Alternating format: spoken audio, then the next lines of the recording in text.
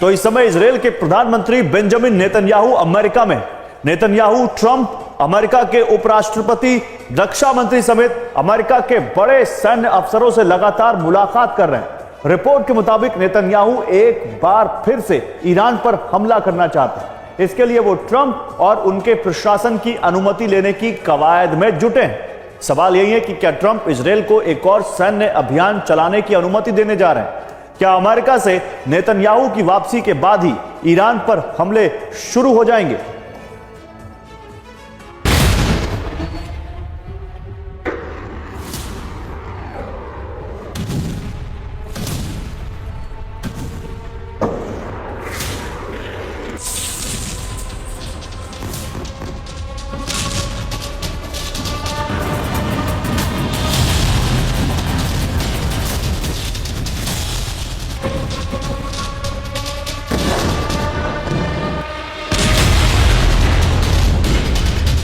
Netanyahu का America दौरा खत्म होने वाला है। नेतन्याहू अमेरिका से इजराइल वापस लौटने वाले हैं। सवाल यही है कि क्या ट्रंप ने नेतन्याहू को हमले की अनुमति दे दी है? क्या अब इजराइल ईरान के एटमी मिशन की समाप्ति करने जा रहा है?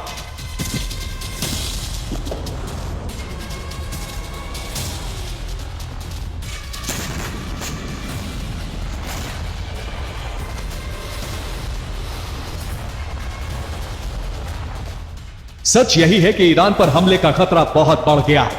माना जा रहा है कि ट्रंप और नेतन्याहू ईरान पर हमले का नया ब्लूप्रिंट तैयार कर रहे हैं।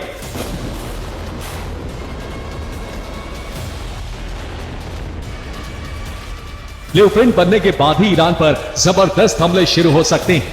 व्हाइट हाउस से यह तस्वीर सामने आई और इसी के साथ ईरान पर हमले की आशंका बढ़ गई।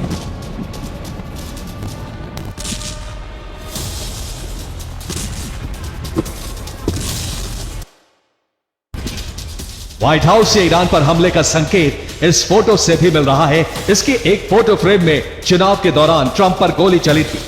फ्रेम में उसी वक्त की तस्वीर है। इस फोटो फ्रेम के सामने ट्रंप और नेतन्याहू खड़े।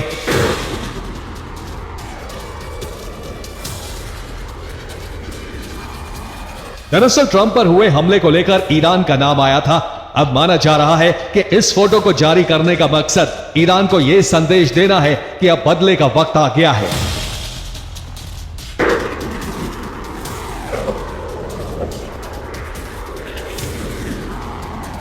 व्हाइट हाउस से जुड़े सूत्रों के मुताबिक इजरायली प्रधानमंत्री बेंजामिन नेतन्याहू ईरान पर अभी हमला करने के पक्ष में हैं।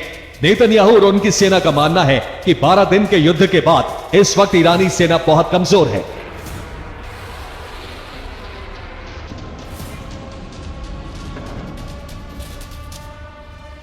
ईरान की प्रॉक्सी संगठन करीब करीब समाप्त हो चुके हैं। ऐसे में ईरान पर हमला करके उसके एटमी मिशन को खत्म करने का यह सबसे अच्छा मौका है।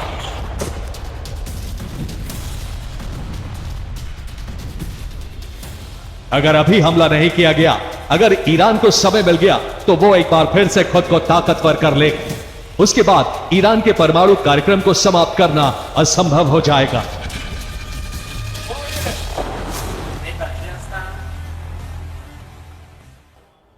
तो नेतन्याहू और उनकी सेना ईरान पर अभी हमले क्यों करना चाहती है, अब इसे समझिए। इसके पीछे एक नहीं बल्कि कई कारण हैं।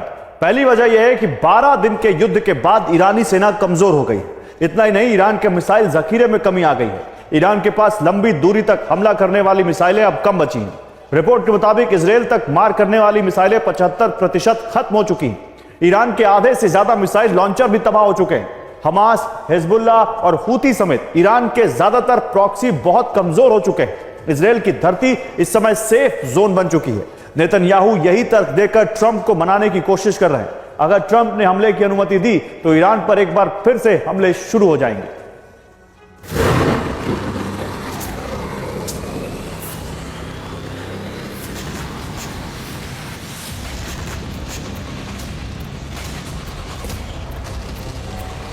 बेंजामिन नेतन्याहू हमले करने के लिए ट्रंप को एक नहीं बल्कि कई तर्क दे रहे हैं।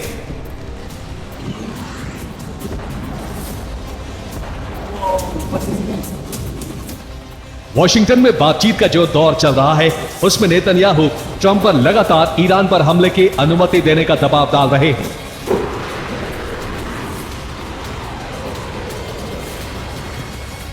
अगले हफ्ते ओस्लो में अमेरिका और ईरान में फिर से परमाणु वार्ता शुरू होने वाली है। नेतन्याहू चाहते हैं कि अगले हफ्ते ओस्लो वार्ता जैसे ही विफल हो, ईरान पर तुरंत हमला कर दिया जाए।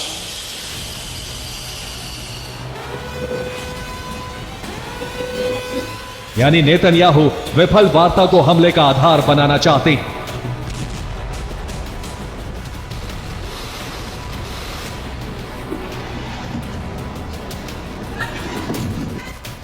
व्हाइट हाउस से जुड़े सूत्रों का कहना है कि अगर वार्ता विफल रहती है, अगर ईरान समझौता नहीं करता है, तो हमला होना चाहिए। इस बात पर ट्रंप ने करीब करीब अपनी सहमति दे दी।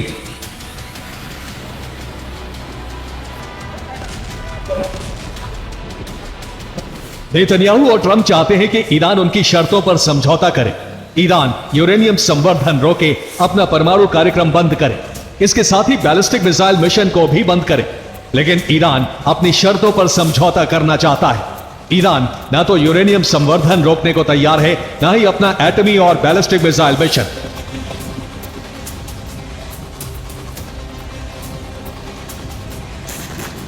ऐसे में इस बात की संभावना बहुत ज्यादा है कि अमेरिका और ईरान में होने जा रही एक और वार्ता विफल होने वाली है। इसके बाद इस्राएल और अमेरिका को ईरान पर फिर से हमला करने का मौका मिल जाएगा।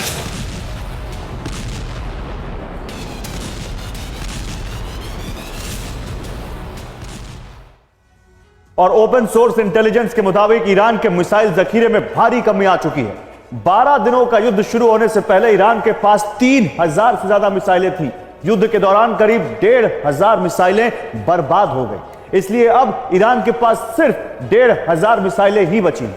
इसी तरह इजरायली हमले में ईरान के मिसाइल लॉन्चर भी बड़ी तादाद में बर्बाद हो गए हैं, तबाह हो गए हैं। युद्ध शुरू होने से पहले ईरान के पास करीब 500 मिसाइल लॉन्चर थे, लेकिन इजरायली हमले में उसके करीब 200 लॉन्चर ध्वस्त हो चुके हैं। अब ईरान के पास करीब 300 मिसाइल लॉन्चर ही बचे हैं। सवाल यही है कि अगर इजरायल फिर से हमला करता है तो अब ईरान क्या करेगा, ईरान की तैयारी क्या है, आपको उससे जुड़ी एक रिपोर्ट दिखाते हैं।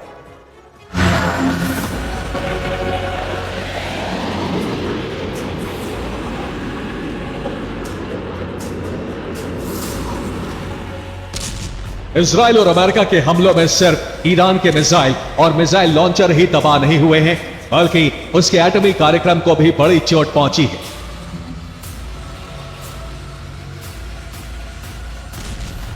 फ्रेंच इंटेलिजेंस की रिपोर्ट के मुताबिक हाल में हुए इजराइल और अमेरिका के हमलों की वजह से ईरान का एटमी मिशन कई महीने पीछे चला गया है।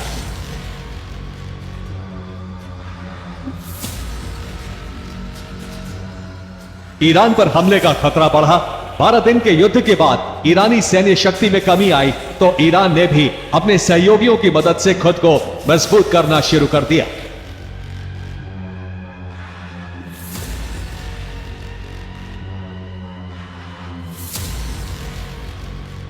चीन ने ईरान को जमीन से हवा में मार करने वाली मिसाइलों की खेप दे दी है। रिपोर्ट के मुताबिक चीन ने ईरान को डिफेंस सिस्टम भी दिए। चीन ईरान को 40 J-10 फाइटर जेट पहले ही दे चुका है। रूस ईरान को Su-35 लड़ाकू विमान देने जा रहा है। रूस से एयर डिफेंस सिस्टम को लेकर बातचीत चल रही है।